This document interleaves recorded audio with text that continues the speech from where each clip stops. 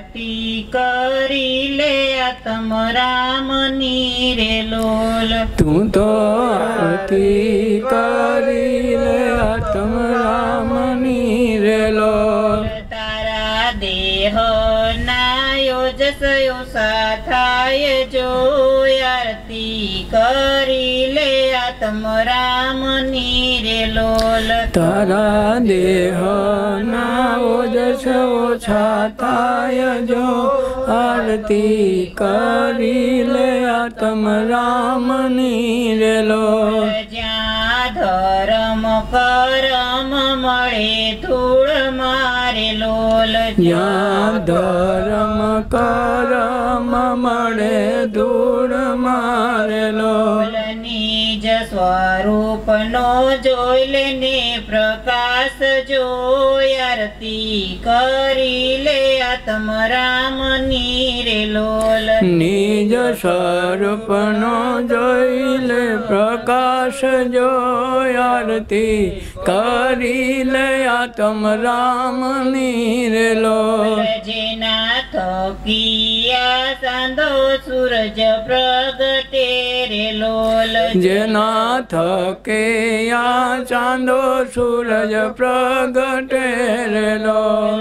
33 કરોડ કરે છે જેની આસ જોઈ આરતી કરી લે આત્મ રામની રે લોલ। 33 કરોડ કરે છે જેની આશ જો આરતી કરી લે આત્મ રામની રે લોલ। 14 બ્રહ્માંડે એની ચોકી ફરે રે લોલ।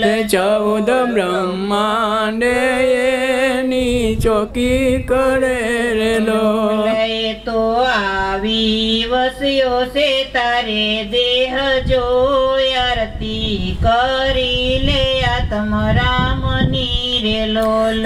એ તો આવી વૈસો તારે દેહ જો આરતી કરી લે આત્મ રામની રે લોલ। તારા તર્ક બુદ્ધિનું થાયો તાપણું રે લોલ। એ તારા તર્ક બુદ્ધિનું થાય તાપણું રે લોલ। માન્ય જ્ઞાનની હોળી થઈ જાય જો આરતી કરી લે આત્મ રામની રે લોલ। એ માન્ય જ્ઞાનની હોળી થઈ જાય જો આરતી કરી લે આત્મ રામની રે લોલ। જમન જીવતા જોઈ લે ને આ જગદીશ ને રે લોલ।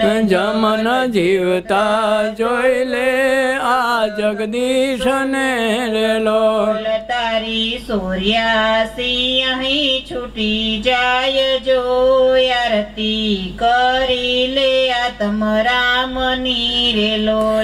તારે 84 અહીં છૂટી જાય જો આરતી કરી લે આત્મ રામની રે લોલ। તારા દેહ ના યોજસ યોસા થાય જો આરતી કરી લે આત્મ રામની રે લોલ। તારા દેહ ના ઓજસ ઓછા થાય જો આરતી કરી લે આત્મ રામની રે લોલ। દેહના રોજ ઓજસ એનું નૂર ઓછું થતું જાય।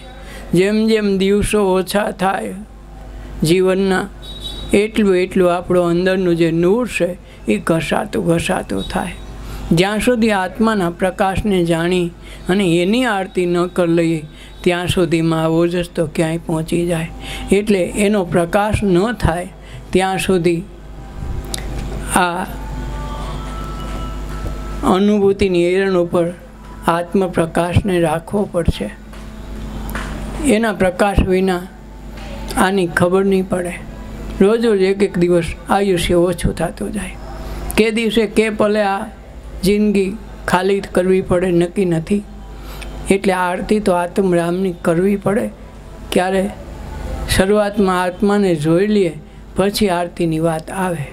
પહેલાં તો જોવું પડશે ક્યાં છે ને હું રહેલો છે, કેમ મેળવવો, અને એ મેળવા પછી એને આરતી કરાય. એક તો ભગવાન મળવો કઠણ, મળે પછી આરતી થાય ને, એમનું તો કેમ કરવી. એટલે આત્મરૂપી પ્રકાશ જ્યાં સુધી અંતર મનમાં આરાધન ન થાય અને એની સુરતામાં શબ્દ ન પડવાય ત્યાં સુધી સત્સંગ અને ધ્યાન એની મુખ્ય વસ્તુ છે. તમે જીવનભર સત્સંગ કરો પણ કાંઈ ફેર ન પડવા દો. ખાલી સાંભળવાથી સત્સંગ નહીં, આ અનુભૂતિનો વિષય છે. સાંભળી તો જિંદગી ગુજારી, હવે સમજવું પડશે. સમજીને જીવનમાં જ્યાં સુધી આચરણ ન આવે ત્યાં સુધી મેળ ન ખાય. એટલે કે તારી આરતી કરી લે આત્મરામની, તારા દેહના ઓજસ ઓછા થાય. કાયમ માટે ઓજસ એક એક દિવસ જાય, એ ઓજસ તો ઓછું થવાનું. પછી ધર્મ કર્મના ધૂળ મળે, ધૂળમાં ધર્મ કર્મ એ આપણા પછી કાયમ નથી આવતા, એ ધૂળમાં મળી જવાના. એક દિવસ માણસ જ ધૂળમાં મળી જાય, તેનો ધર્મ કર્મ ક્યાં જવાનો? એકે ભેગું ન આવે, એકે ઠાકોર કે કોઈ મંદિર કે એકે તમારી ઝાલર, કોઈ વસ્તુ ભેગી આવે નહીં, બધું અહીંથી ધૂળમાં મેળવીને જ જવાનું. અને છે એમાં જ જાય. નિજ સ્વરૂપને જોઈને નો પ્રકાશ જોઈ લેવાનો છે, નિજ સ્વરૂપનો. અને એ પ્રકાશની ઓળખાણ થઈ જાય તો જન્મો જન્મ એ અજવાળે હાલવાનું રહે. અજવાળા વિના હલાય એવું નથી. અજ્ઞાનમાં 84 લાખ અવતાર ફરી પણ જ્યાં સુધી અજ્ઞાન ન છૂટે ત્યાં સુધી હાલતા નથી. ભલે આપણે જિંદગી આખી હાલ્યા, ખૂબ ઢૈડા કર્યા, મહેનત કરી, છોકરાઓ પરણાવ્યા, ખર્ચા કર્યા ને કેટલાય વાના કર્યા, પણ તમે કાંઈ કરતા નથી. જ્યાં સુધી આત્માનો પ્રકાશ નથી આવતો, જીવનમાં આત્માની અનુભૂતિ નથી થતી, ત્યાં લગી જે કાંઈ કરી ઢહેડા છે ને એ અજ્ઞાન છે. અને એ અંધારામાં તીર માર્યા જેવું છે. સપનામાં ગમે એટલા વાર રાંડો મરો જીવો, કોઈ ફરક પડવાનો નથી. એ જ દ્રષ્ટિ અજ્ઞાનતા છે. ત્યાં સુધી આ પ્રકાશ મળતો નથી. ને પ્રકાશ મળ્યા પછી જ જીવનની શરૂઆત થાય, ને તો 84 લાખ યોની અંધારામાં અજ્ઞાનમાં જતી રહે. જેના થકી આ ચાંદો સૂરજ હાલે 33 કરોડ એની આશા કરે છે. 33 કરોડ દેવતાઓ આપણે ગમે એમ કરીએ, એની પાસે માગીએ, એના મંદિર બનાવીએ, એની આરતી કરીએ, એના તપ કરીએ, એની પૂજા કરીએ, વ્રત કરીએ, પણ એ આશા તો આત્મારામની કરે. આરતી તો એની કરવા મથે કે અમને એનો પ્રકાશ થઈ જાય તો અમારે આ દેવપણું જોતું નથી. કાંઈક દેવપણું એક જાતની યોની છે, એમાં લાખો વર્ષો થાય, આપણે 100 વર્ષમાં આયુષ્ય પૂરું થાય, પણ એને આયુષ્ય તો હોય. એ ઠાકી તો ગયા છે.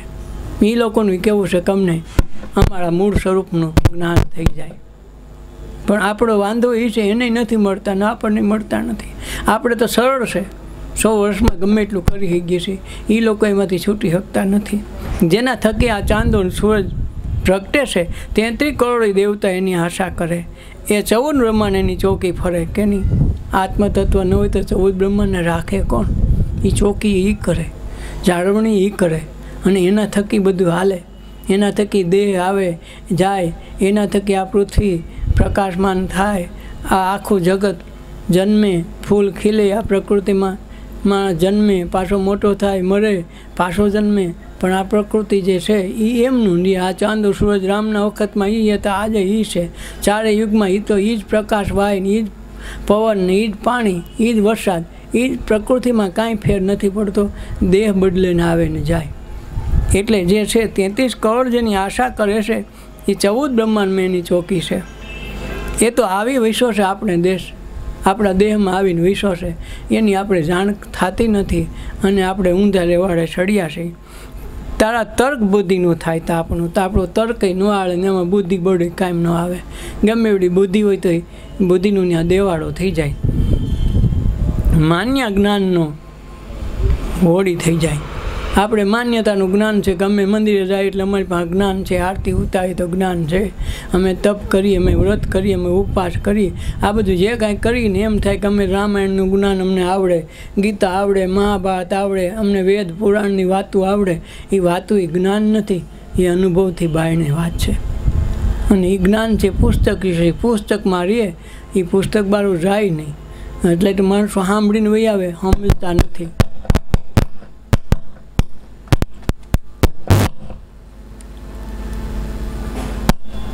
એટલે તારા તર્ક બુદ્ધિનું થાય તો આપણું માન્ય જ્ઞાનની હોળી બની જાય. માનેલું જ્ઞાન છે ને ઓળી થઈ જાય. જમન જીવતા જોઈ લે આ જગદીશને, કે ને આ જગદીશમાં જગમાં છે એ દિશ છે, આખા જગત બાળો ક્યાંય નથી. જગદીશ આ જગમાં જોઈ લેવાનું છે. એ જગદીશને તારી 84 અહીં નહીં છૂટી જાય. 84 છોડવા માટે પાછો જન્મ લેવાની વાત નથી, કોક છોડાવી દે એવી વાત નથી. રામ કે કૃષ્ણ છોડાવી નહીં દે, છોડવાનું આપણે છે, બહાર કોઈ છોડાવવાનું નથી.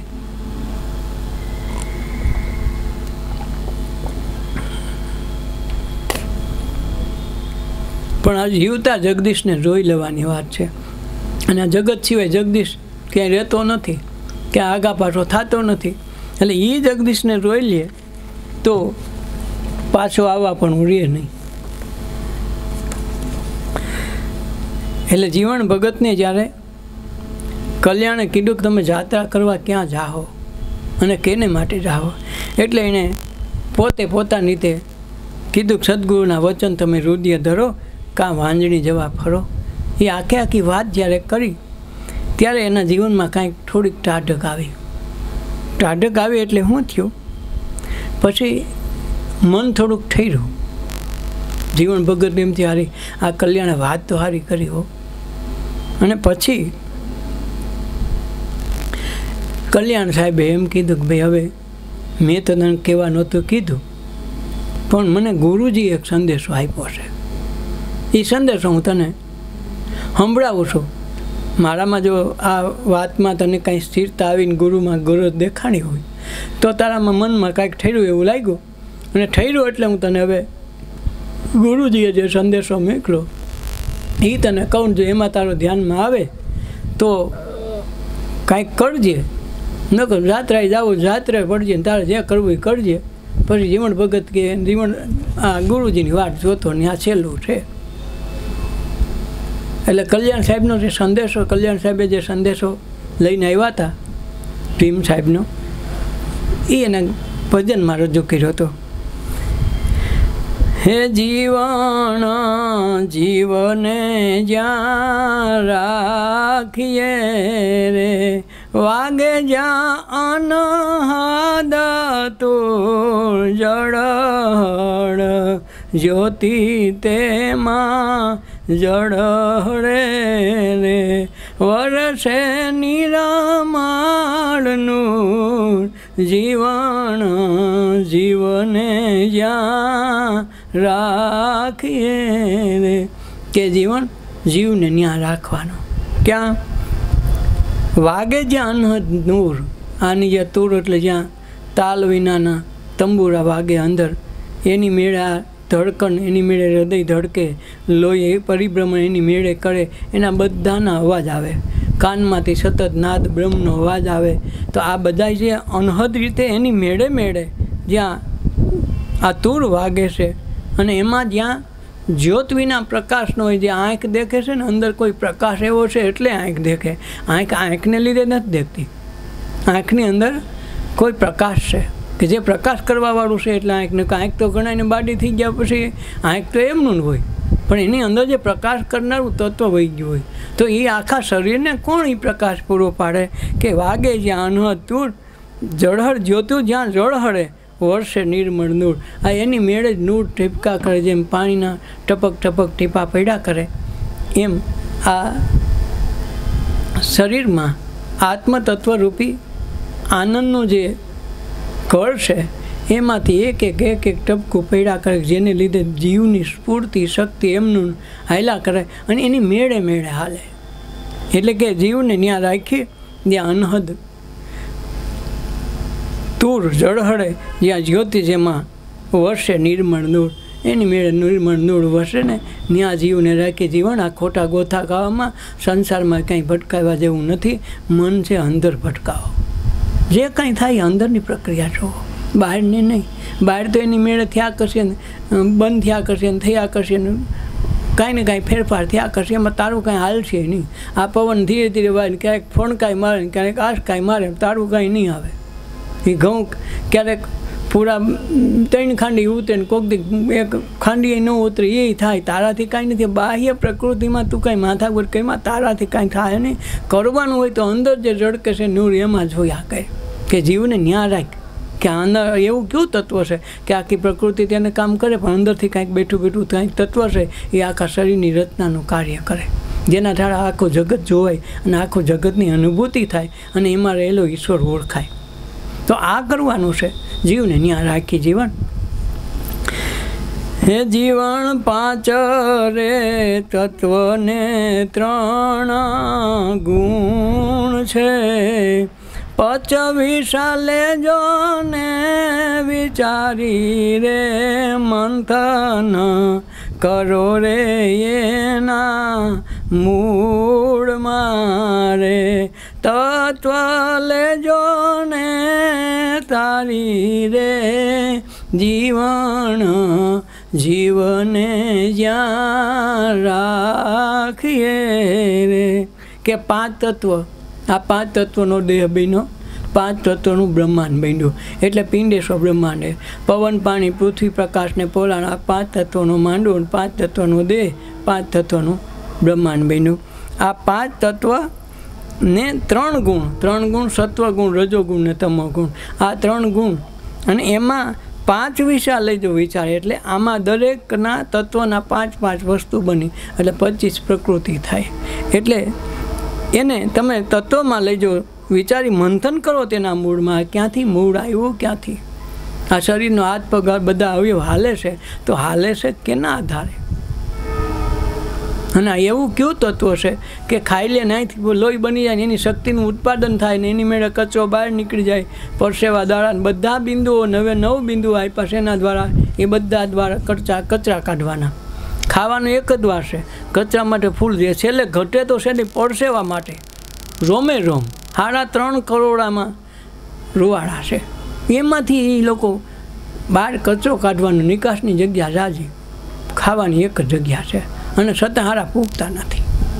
એટલું બધું ખાય છે કે ખાવાનું ઓલાને એટલા દ્વાર છે, 9 મૂક્યા ને છતાં એમાંથી કાંઈ ભૂગતા નથી.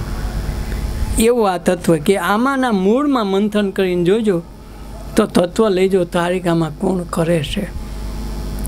હે જીવન અણી રે અણુ પર એક છે રે, વેરોમાં રમતા રામા રે નિષદીન નિરખો નૈનુમાં,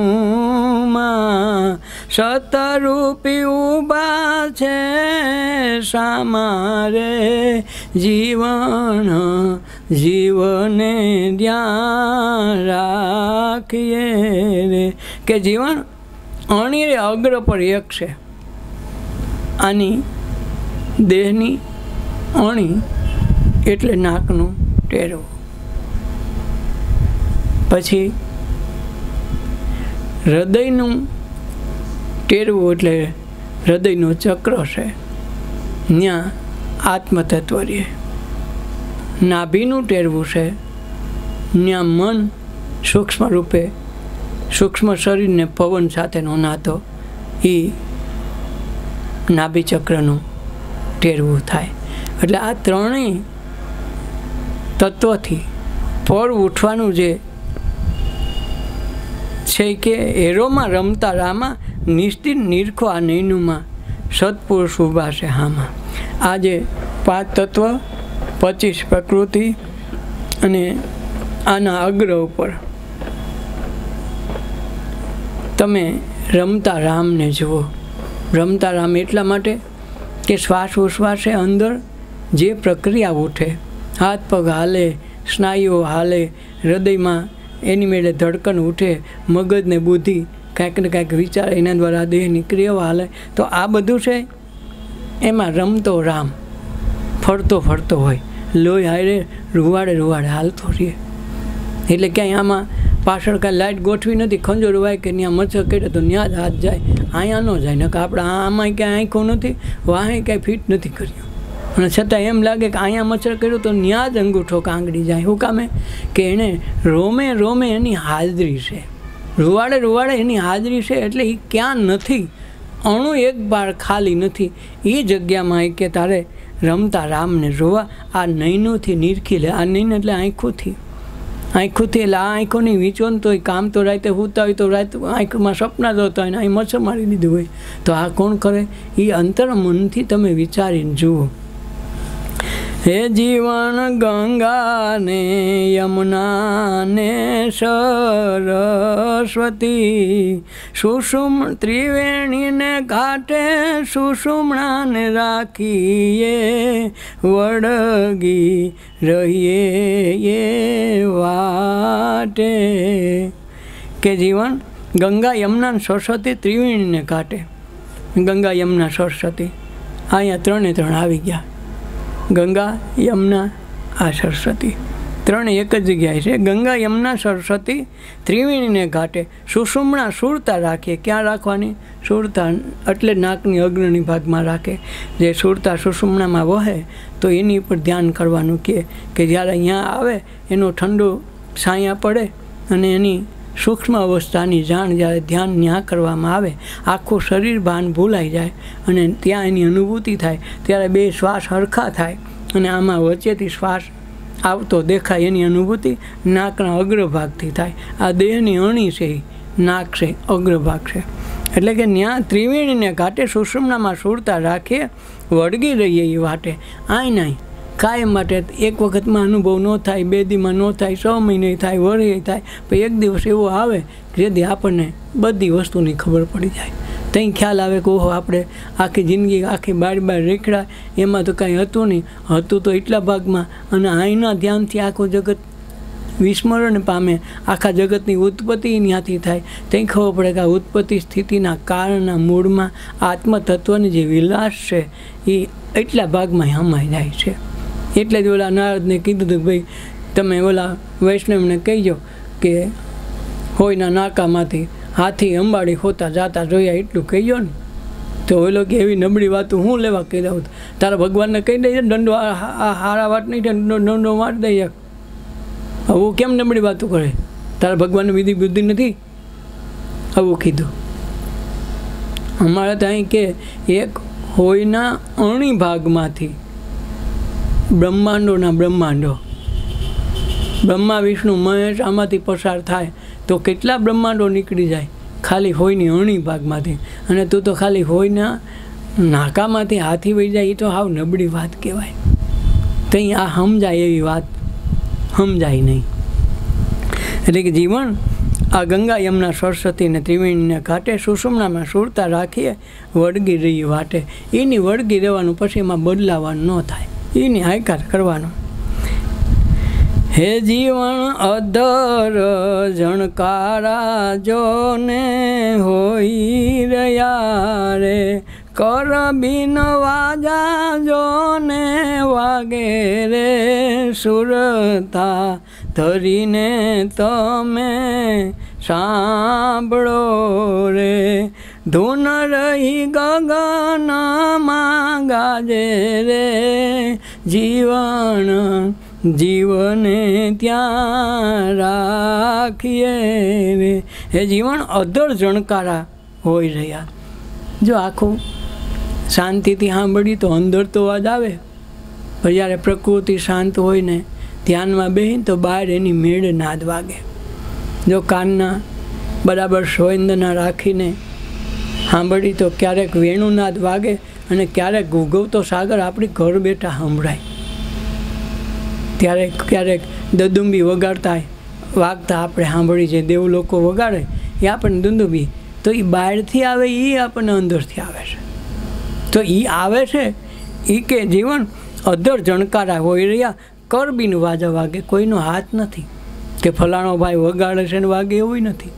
જાણીને જાણીને આ બધી વસ્તુ થાય છે. સુરતા ધરીને એમાં સાંભળો, ધૂન રહી મગનમાં ગાજે. તો જો ધૂન એની મેળે ગગનમાં ગાજે કે તમે આમાં જરાક જોઈજો. આ બહુ બીજે ડીનવાના ચડતાની જાત્રાએ જાઓ તો કેની જાઓ? અણુ અણુ જાત્રા કરવાવાળો ને કરાવનાર તો અંદર બેઠો, કેના થકી જાઓ?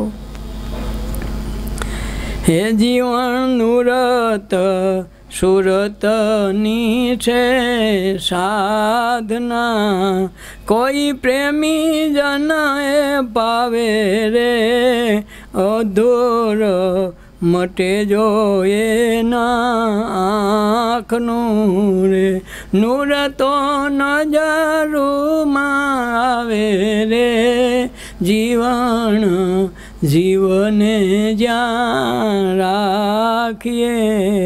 એ જીવન નૂર સુરતની સાધના કોઈ પ્રેમી જન પાવે. કોઈક પ્રેમી થઈને વેમથી ન માગે, ખીજથી ન આવે, કારણ કે ક્રોધનો નથી, એટલે પ્રેમીનો માર્ગ છે. અને કે જીવન નૂરત સ્રોતની સાધના છે. નૂરત નામ નિશાન, સુરતા નામ ધ્યાન. નિશાને ધ્યાન લગાડે તો કે આ નૂરત સ્રોતની સાધના છે. કોઈ પ્રેમી જન પાવે. કોક માણસો પ્રેમ થઈને અવતારે ને તો પ્રેમી જન એને પાવે. દીકરાથી જવું પડે તો એલું બધું આપી દે. ભાગીદાર થાવ, ભાઈ થાય તો ભાઈએ ભાગ આવે. ભાગીદાર થાવ જેટલો ભાગ હોય એટલો તમને ભાગ દે. નોકર થાવ તો તમને મહેનતાણું વધારી દે, પણ બધું ન આપે. દીકરા થાવ બધું આપી દે. સર્વસ્વ લેવું હોય તો દીકરા થવું પડે, બાપ કહેવો પડે, ધણી થવું, ધણી પણ મેળવવું પડે. કે જીવન સુરત નવતની સાધના કોઈ પ્રેમીજન પામે. અંધારું મટે જો આંખનું નૂર નજરોમાં આવે. અંધારું આંખમાં મટી જાય ને તો નૂર નજરોમાં આવે. અંધારું એટલે અજ્ઞાનતા. આ આંખ જે જગતના વ્યવહાર કરે ને એ બધા અજ્ઞાનતામાં કરે છે. એ અજ્ઞાનતામાં કરે એટલે કાંઈ ખબર નથી પડતી. અને આમને આમ 84 છૂટી જતી નથી. 84માં પૈડા જ કરે, જન્મા કરે, મેળા કરે, પાછો પલટીને પાછો આવે તો એનું હોય, છતાં પોતામાં ફેર ન કરે. હે જીવન આરે સંદેશો સત લોકનો રે, પીમા સાહેબે ભેજો રે પત્ર રે, લખ્યો છે ગુરુએ પ્રેમનો રે. જીવન લગનથી લેજો રે, જીવન જીવને જ્યાં રાખીએ. એ જીવન આ સંદેશો છે શબ્દલોક સતલોકનો. મોકલો કોણે? ગુરુ ભીમ સાહેબ પ્રેમથી પત્ર લખ્યો છે. જીવન આ સાંભળી લેજો અને લગ્નથી આને ધ્યાને લેજો. આપણે સાંભળી ખરા, લગ્ન ન હોય. જમવામાં જે લગ્ન હોય એટલી લગ્ન આમાં નથી હોતી. જે મોડું થયું હોય થાળીની બહાબાઈ બોલતી હોય કે હજી વાર છે, વાર છે. 11નું કીધું ને 1 વાગે જમવા દે અને એમાં પહેલી થાળી પડે કોણ મોડ થાય એ જ ઉપાધિ હોય. એવી લગ્ન જો જેથી આમાં લાગી જાય ને તેથી કામ થાય. આમાં લગ્ન ન હોય તો સાંભળા કહે તો આ કારણે તે આ કારણે જિંદગી આખી 70 કથા સાંભળી, 1700 ગાથા સાંભળી તો આપણે એવા ને એવા રહ્યા. સાંભળી છે એટલે, અને બધા સાંભળવા જાય, સમજવા કોઈ જાતો નથી, સમજે પાછો આવે નહીં. કારણ પછી એકની એક વસ્તુમાં કેટલીક ઘડી આવે. રોજ એકની એક વાત કહો તો ઓલો કંટાળી ભાગે કે બસ જાઓ. એમ મૂળ તત્વ સમજાઈ જાય પછી પોતાનું ઘર આવી જાય. અને પોતાનું ઘર આવી જાય, રિક્ષા હોય, બસ હોય કે હેલિકોપ્ટર હોય કે ભાઈ એ બસ અમારું ઘર આવી ગયું, બસ ઘર હાટું છે. યાત્રા શેમાં કરવો એ મહત્ત્વનું નથી. કે જીવન આ સંદેશો લખ્યો છે સતલોકમાંથી આવ્યો. ભીમ સાહેબે ભેજો પત્ર લખ્યો છે ગુરુએ પ્રેમનો. જીવન લગ્નથી લેખે લેજો. તમે આ લગ્નથી સાંભળી લેજો. આ સંદેશો સાંભળતા જીવનને સમજાઈ ગયો કે મારા નાથે પ્રગટ પરમાત્મા પોતે આ ઘટમાં મને બતાવ્યા અને હું પરમાત્માને ગોતવા મંદિરમાં જાત્રા કરવા નીકળ્યો. હું કેવો ગાંડો ને કેવો ખોટો એવું ભાન થયું. હું તો આ ખોટો કૂટમાં ગોતતો તો અંતરદ્રષ્ટિ થતાં હૃદયમાં શુદ્ધ ગંગા વહેવા લાગી. પગે ઘૂઘરું બાંધ્યું, હાથમાં કરતાલ લીધી અને ગાવા લાગ્યા. કાંઈક પછી ઓલો જે ઓસરી ગયો પાણીનો જે હતો ને ભરાવો વયો ગયો. અસલ પાણી થઈ જાય તાજું પછી વાંધો ન આવે. નાત આવે નૂર વધે, સંત આવ્યા સગા. જે બોલો જીવન નાથની, જેને ઘેર આવી ગંગા. ગંગા છે ને ઘેર આવે. ગંગામાં આપણે જવું ન પડે ને આપણે આમ જવું પડે ને ત્યારે ગંગામાં નાતા ન હોય, નદીમાં નાઈને વહી આવતા હોય. એટલે ગંગા તો ઘેરે આવે અને ઘેરે પ્રગટે તેથી જ કામ થાય. એ ઓલી ગંગામાં ના આવતા આપણું કલ્યાણ ન થાય. આપણે ભગીરથ પ્રયાસ કરીને ભગવત તત્વને પામીને ગંગા ઘટમાં ઉતારવાની છે. અને દરેકે ભગીરથ થવું પડે. એ ભગીરથે ઉતારી એના માટે ઉતારી, આપણે આપણા માટે ઉતારવી પડે. એનું કલ્યાણ થયું, આપણું ન થાય.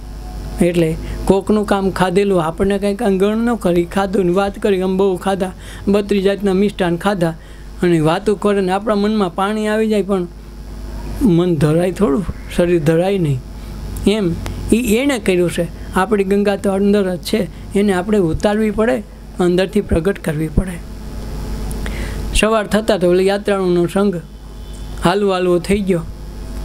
એટલે જીવન ભગતને ઓલા કોઈએ કીધું કે શેઠે કાંઈ તમને સમાચાર ભણ્યા? એના ત્યાં તો શેઠે આમાં આવ્યા છે, સંઘ લઈને ઉપાડ્યા હતા. એ ભગત તમે યાત્રાનું શું કર્યું? બીજે ખીચા ખર્ચી મારી પાસે લઈ લેવાનું અને જે યાત્રાઓના મૂંડિયા વેરો છે એ બધું ખાવા પીવાનું સહિત મારું ને હું એમ લાગે થોડાક રૂપિયા દઈ. પણ તમે યાત્રાનું શું થયું? તો એને શું કીધું કે હવે યાત્રા કરવા આવે મારી બલ્લારાજ, હવે મારે યાત્રા પૂરી થઈ ગઈ. આ મારા ગુરુના શરણ આવી ગયો. એમાં 33 કોટી દેવતાનો વાસ એમાં છે અને કોટી ગંગા ને કોટી કાશી તો અહીંયા આવીને આવી ગઈ. હવે મારે ક્યાંય જવું નથી, યાત્રા મારી બલ્લા કરે. આ નૂર આવી ગયું. અને પછી એને એક ભજન ગાયું. કેના માટે? ગુરુ માટે. ઘડીએ ઘોડી જાઉં તો ઘડીએ ઘોડી જાઉં, મારા નાથજીના નૈણા આગળ ઘડીએ ઘોડી જાઉં. સીધર હું હવે એકાદશીને ત્રીજે ટંકે ખાવું, નાથજીના નૈણા નિરખી ભાવતા ભોજન ભાવું, હું તો ઘડીએ ઘોડી જાઉં.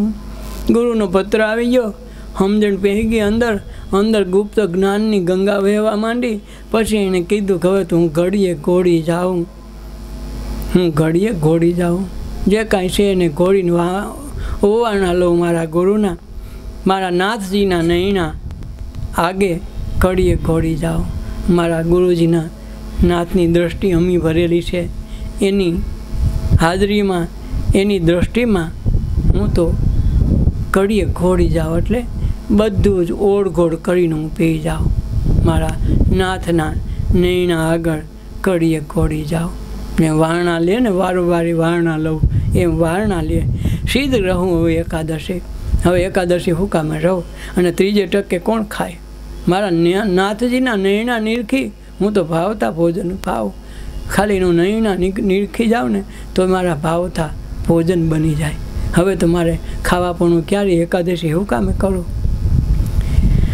આંગણે ગંગા ગોમતી હવે સિદ્ધરે વાજી જાવું, 68 તીરથ ઘરને આંગણે નિત્ય ત્રિવેણી મનાવું, તો ઘડીએ ઘોરી જાઉં.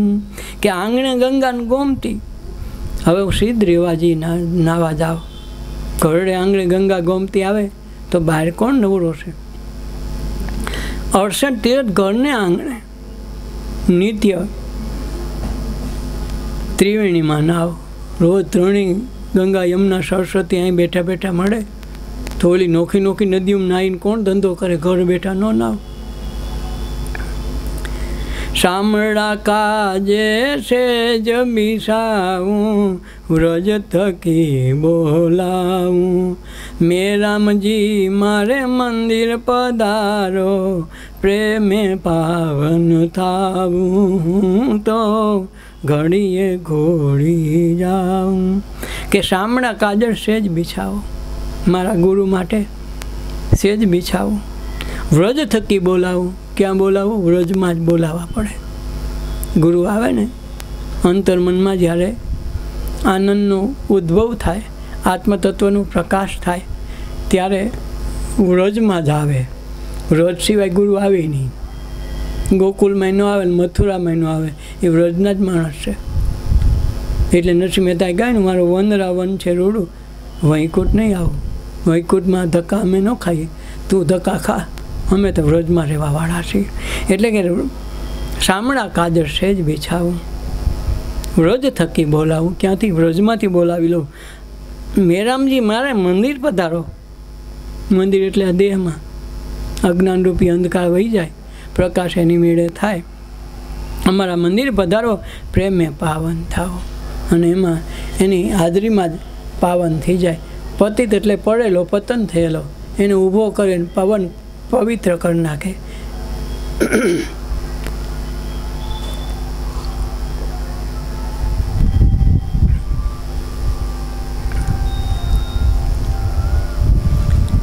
દાસી જીવન સત ભીમના શરણા, હેતે હરિ ગુણ ગાઉં.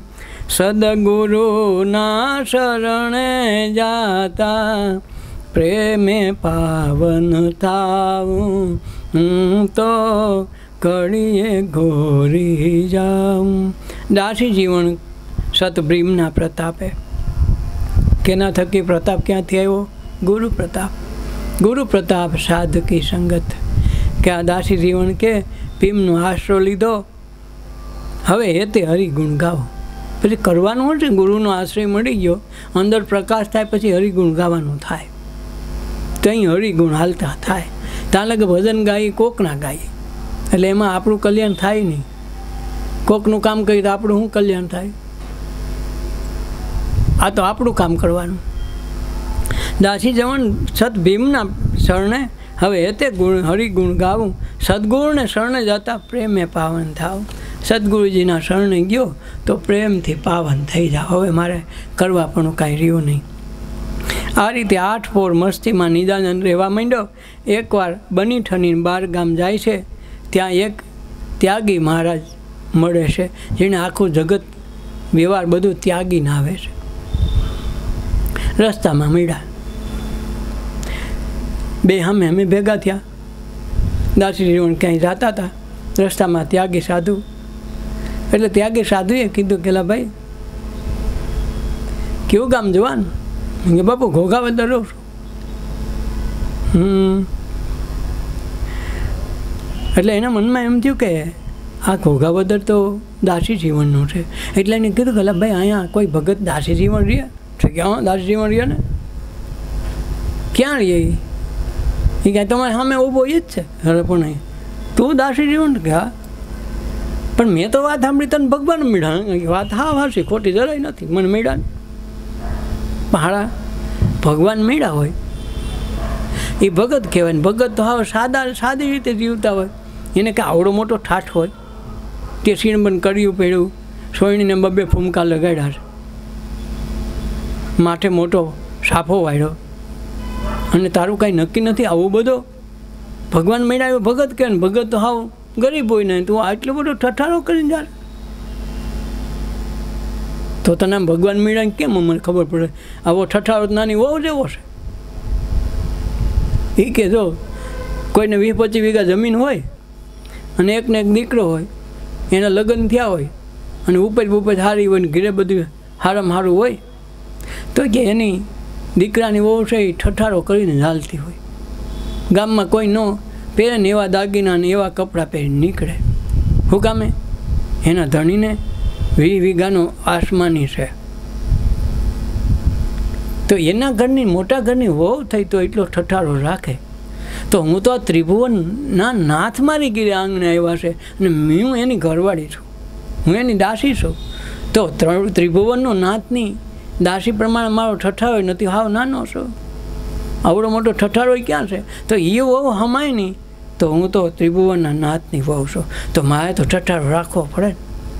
બોલો આ વાતમાં સમજાય નહીં કે હારો ભગત ઉઠીને આવી વાતો કરે. હા, પણ બોલો ખાલી 20 વીઘા જમીન છે સામાન્ય, તોય એ માણસ એટલો ઠઠારો એની છોકરાને વહુ એટલું કરે. તો હું તો આ ત્રણેય લોકનો નાથ મળ્યો મને, અને હું તો એની દાસી થઈને જીવું છું. એની પત્ની તરીકે તો મેં આ ભક્તિ કરી છે. એટલે દાસી જીવનને રાધાજીનો અવતાર પણ કહેતા, કે અધૂરો પાવીને તે અધૂરું પૂરું કરવા દાસી જીવન ત્યાં એમ એને લખ્યું છે એવું. એટલે કે હું આ ત્રણેય ત્રિભુવનના નાથનો ઘરવાળી છું તો મારે તો કાંઈક કરવું પડે ને, એટલે મારો ઠઠારો એનો છે. એ કે અમને એટલું કર્યું, એટલો ત્યાગ કર્યો, કળ તેજા, બાયડી છોકરા, મિલકત, માલ બધું જ ત્યજ્યું, છતાંય અમને ભગવાન નથી મળ્યા. તો ઠઠારો કર્યો તોય મળી ગયા. આ સમજો. તું બોલો કે બાપુ તમે ત્યાગ તો કર્યો, પણ શેનાથી ત્યાગ કર્યો? વસ્તુથી ત્યાગ કર્યો, મનથી ત્યાગ નથી થયો. મનથી ત્યાગ કર્યો હોય ને તો કરવો ન પડે. અમે આ બેઠા છીએ તો અમારું કાંઈ નથી, મનથી ત્યાગ છે. અને ત્યાગ તમે દેખાવાનો કર્યો, આ ઘર ત્યજ્યું, આખું દુનિયા દેખે એમ કે આ ભલાને બધું ત્યજી નીકળી ગયા. તો એ ત્યાગ તો મનમાંથી તો ગયો નથી. આ મનમાંથી ન જાય તાલે કે તમારો ત્યાગ એ ક્યાં છે? દાન દીધું પછી ભૂલી જાઓ તો દાન છે, નકર તો મનમાં યાદ રાખો પાછો દાન તો દાન ભાન રહીએ તાલે કે ડખો. એટલે કે આમાં તો જે કાંઈ છે એનું છે, અને એની જાહો જલાલીથી અમે જીવીએ છીએ. આમાં અમે ત્યાગ કાંઈ નથી કર્યો. અમે તો કુટુંબનું ભરણ પોષણ એ કરીએ, બાયડી છોકરાને બધાને નંબાવીએ અને છતાંય ભક્તિ કરીએ. શું કામ? અમારો ત્યાગ અંતરનો છે, અને અંતરનો ત્યાગ છે એટલે ઈશ્વર અમારો ઘરવાળો છે ને એની અમે પત્ની હોય એટલે અમારે તો કાંઈક કરવું પડે. એટલે મને સાદાઈ મને ગમે નહીં, મારે ઠાઠ તો રાખવો પડે.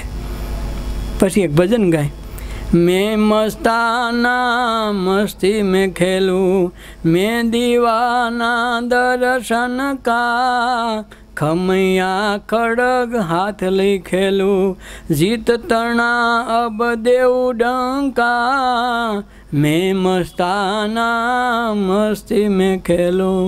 હું તો મસ્ત થઈ ગયો અને હું મસ્તાનો મસ્તીમાં ખેલું.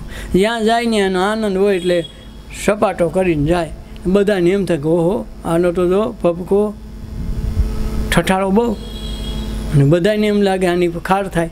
એક તો હરિજન અને પાછો હારો હવો ઠઠારો કહી નીકળે, મોટો શેઠિયાને એમ ન થાય, ખાર થાય. ખાર હવું થોડું હાલે. એટલે કે મેં મસ્તાના મસ્તી મેં ખેલું, મેં દીવાના દર્શન કા, ખમૈયા ખડક લઈ હાથ લઈ ધરું. ખમૈયાના નામનો ખડક, ખડક છે નો ખમૈયા એટલે ધીરજ. ધીરજ નામનું ખડક હાથમાં લીધું. જીત તણા અબ દેવું ડંકા, એટલે આ ખમૈયા નામનું જે ખડક હાથમાં લીધું ને, દુનિયામાં ગમે રાહ મારી હાર થાય નહીં. જો હું હારું તો હરીને હારે રાખો, હું હારી જાઉં તો હરીને હોપી દઉં. જીતું તો એની ઘરવાળી થઈને રહું. મારે બે હાથમાં લાદવું. હારો તો એની દાસી થઈને રહું, કારણ કે હારું તો એની, જીતું તો એની ઘરવાળી રાખું. ભેગા ભરતાર સ્વયંવર સદગુરુના દેશમાં આ જે ગાયું છે એમાં બધી વસ્તુ આવે છે. એટલે કે હું તો મસ્તાનો મસ્તીમાં ખેલું. શેનું? જ્યાં જાઉં ત્યાં નીરખું મારા હૃદયમાં એક જ ઈશ્વર મળે, મારા ગુરુ સિવાય બીજે ક્યાંય દેખાય નહીં. જેના જ્યાં હૃદય કમળમાં જવું તો ઈશ્વરને મારા ગુરુની સીધી વાઈસ આવે. એટલે મેં તો મસ્તાના મસ્તી મેં ખેલું, મેં દીવાના દર્શન કા, ખમૈયા ખડક હાથ લઈને ખેલું, જીત તણા દેવું ડમકા. ગમે ત્યાં જાઓ મારી હાર થાય નહીં, હારું જ નહીં નાથ આગળ. मैं आंगन में वास रोपाऊं, धीरज ढोल बजाऊंगा, नूरत सूरत का नटवा खेली, अभय मौज ले आऊंगा, मैं मस्ताना मस्ती में खेलूं. के रा आंगण में वास रोपाऊं. क्या રા રાખતા વાત કરવાનું કે ને એમ આત્મતત્વરૂપી બજારમાં એ આંગણામાં વાંસ રોપાવો, ધીરજ નામનો ઢોલ વગાડો. શેનું ઢોલ? ધીરજથી ઢોલ વગાડો. નૂરત સુરતના નટવા ખેલી, અભય મોજ લઈ આવુંગા. શેનું? આ નૂરતે સુરતે જઈને નીરખા ને તરત અભય પદને પાયમાં, એને બીક ન આવી.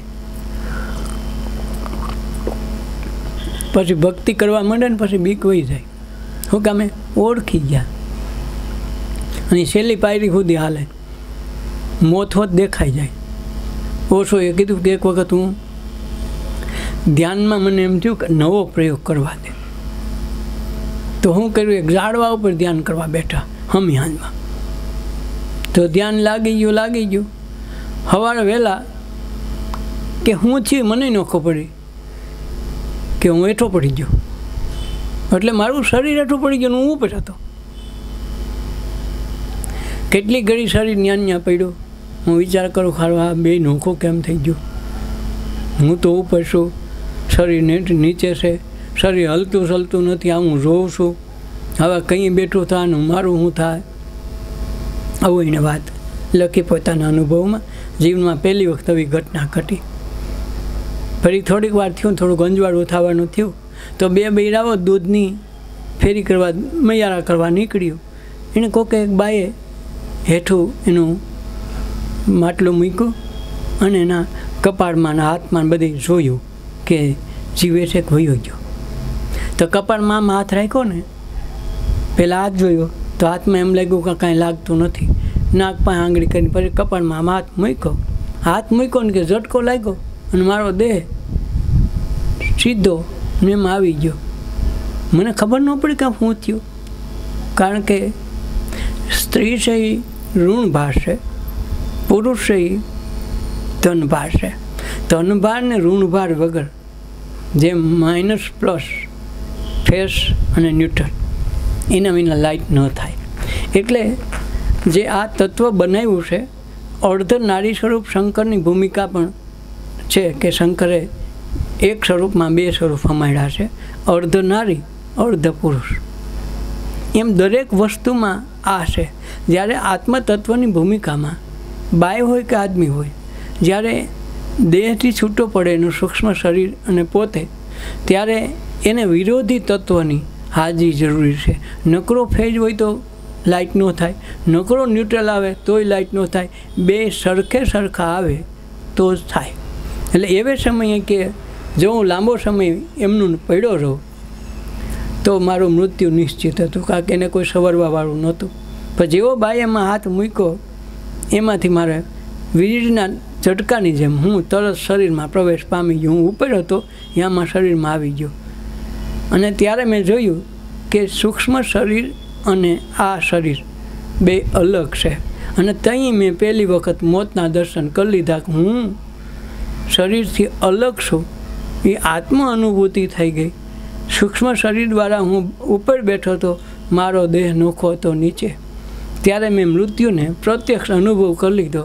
અને એ અવસ્થામાં 6 મહિનામાં 10 વખત આવી ઘટના ઘટી. અને એ 10 વર્ષમાં મારી 10 વખતના એ અનુભવમાં મારી ઉંમર 10 વર્ષ ઘટી ગઈ. 6 મહિનામાં 10 વખત અનુભવ હોવાથી આ શરીરથી, સૂક્ષ્મ શરીરથી અલગ પડ્યા તો મારું આયુષ્ય પણ ઘટી ગયું. કાકા ચેતનામાં જ્યારે વારંવાર શરીરથી અલગ થવાનું થાય ત્યારે મૂળ સ્થૂળ શરીરના આયુષ્ય ઘટે. એ ચેતનામાં એટલો પ્રકાશ થાય, એને લીધે આયુષ્ય ઘટે. એટલે સ્વામી વિવેકાનંદે આ પ્રયોગ કર્યો તો 39 વર્ષ જેવા. અને ભાઈ રમણ મહર્ષિને કેન્સર થયું. એનું મૂળ કારણમાં આ વસ્તુ હતી. અને જે જગતગુરુ શંકરાચાર્ય 29 વર્ષની વયે વિદાય લઈ લીધી નાની ઉંમરમાં, તો એના મૂળ તત્વમાં આ દેહની સાધનામાં સૂક્ષ્મ તત્વથી જ્યારે શરીર છૂટું પડે સૂક્ષ્મ શરીરથી, ત્યારે એનું આયુષ્ય ઘટી જાય. મહાપુરુષોના આયુષ્ય જેટલી એટલી દ્રઢ સાધના અને આનાથી અલગ હોય, યોગી મહાપુરુષના આયુષ્ય જલ્દી વયા જાય, એ લાંબો સમય ખેંચે નહીં. કે રા આંગણે વાંસ રોપાવો, ધીરે ઢોલ બજાવુંગા, નૂરજ સુરત કા નટવા ખેલી, અભય મોજ લઈ આવુંગા. કઈ અભય મોજ, કાયમ માટે મોજ મારીએ. પછી 2 દી હોય ને 2 દી કર્યો કાંઈ નક્કી નહીં કેવું આવી જાય. અને પડ બદલે જ નહીં, એક જ હરખી ધારા 24 કલાક કે મોટર હાકી જાય ને ખૂટે નહીં અખંડ. બોલો તો 10 કા મળી જાય, વળી 10 દી કરે પાછું ડબલું ભરાય એટલું થાય. સોમાં આવો એટલે વળી તાજો હાઈલાજ કરે, શિયાળો આવે ડૂકી જાય. એવું નહીં, અખંડ ધારા. प्रीत परवाना पटा प्रेम का, संत चरण में रणुकारा। काम क्रोध दुश्मन को डराऊं, सतनाम का देवू सम का। मैं पछताना मस्ती में खेलूं। के प्रिय परवाना प्रेम पटा, पटा શેનો પ્રેમનો, પરવાનો શેનો કીધો પ્રીતનો। પ્રીત એટલે મહાપુરુષો, સંત મહાપુરુષો સદગુરુ સાથે જે પ્રીત બંધાણી હોય એમાં પટ્ટો પ્રેમનો બાંધી લીધો કે ગમે ત્યાં જાય તો આ પટ્ટો છૂટે નહીં। પ્રીત પરવાનો લઈ લીધો શેનો પ્રીતનો। સંત ચરણ મેં રહો રંકા, કાયમ માટે સંત ચરણમાં રંક થઈને રહો।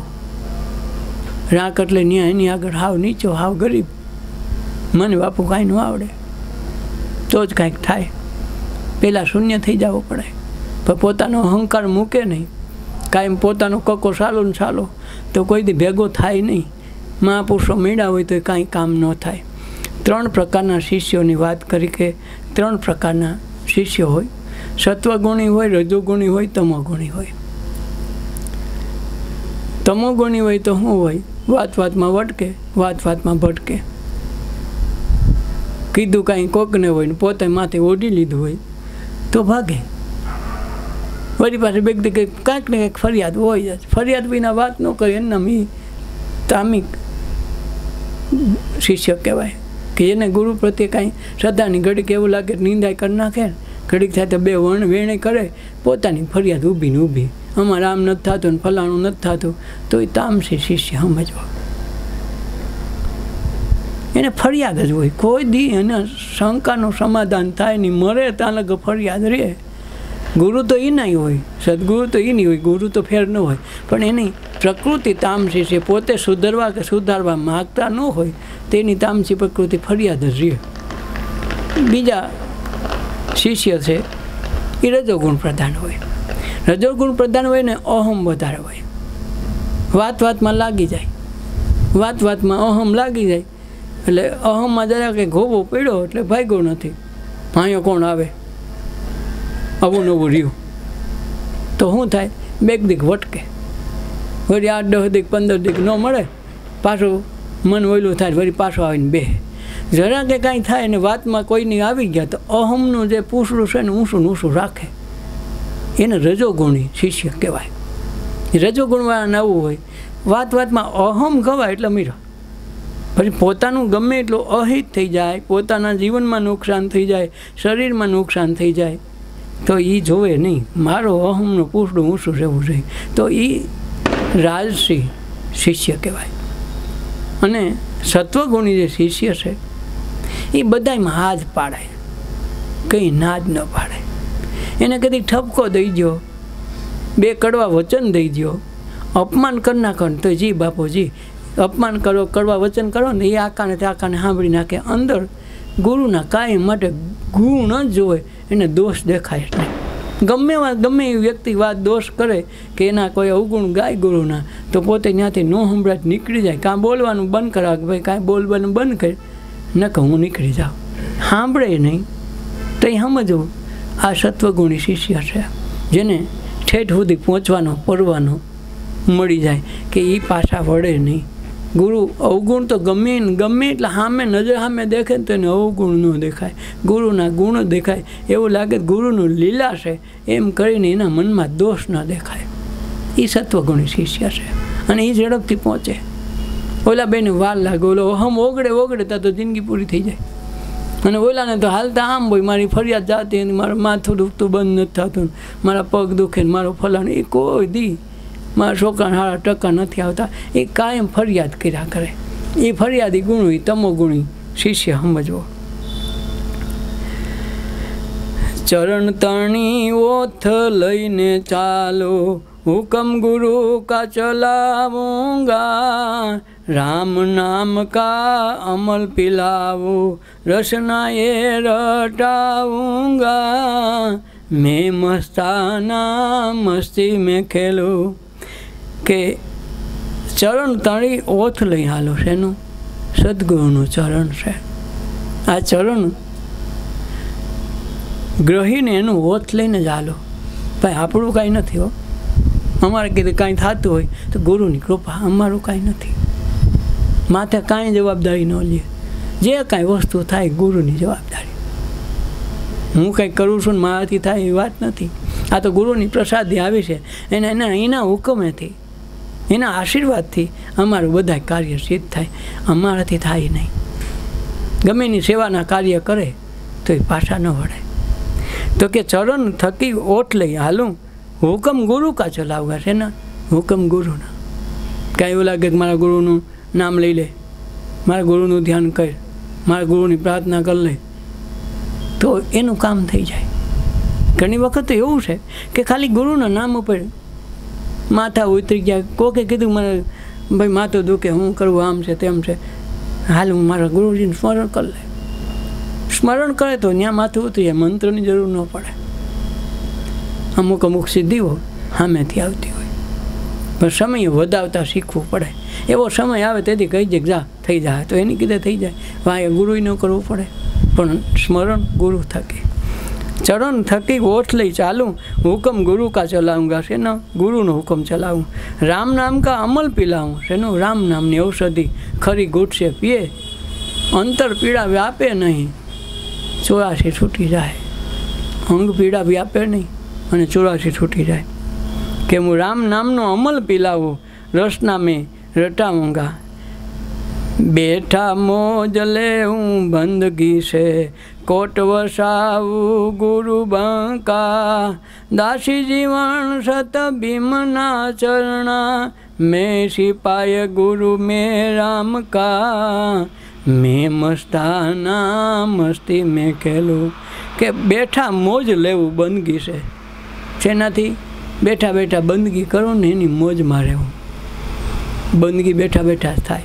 નવરી બજાર બેઠી નથી, તરત બંદગી શરૂ થઈ નથી, શ્વાસોશ્વાસે મંડે ધ્યાન કરવા, તેની મેળે સ્મરણમાં ગુરુ આવી જાય અને ગુરુનો જે પ્રકાશ અંદર આભા મંડળ પ્રકાશ થાય, એની અંદર આત્મતત્વની જ્યોત દેખાવા માંડે. એ ઉર્જા, એ આનંદ, એ અવસરમાં પલટી નાખે. જ્યાં બેહે ત્યાં બંદગી. પછી મંદિરમાં જવું ન પડે, મંદિર એની ઘીરે જ હોય. એટલે બેઠા મોજ લેવું બંદગી છે. શેનાથી? બંદગીથી બેઠા બેઠા મોજ લો.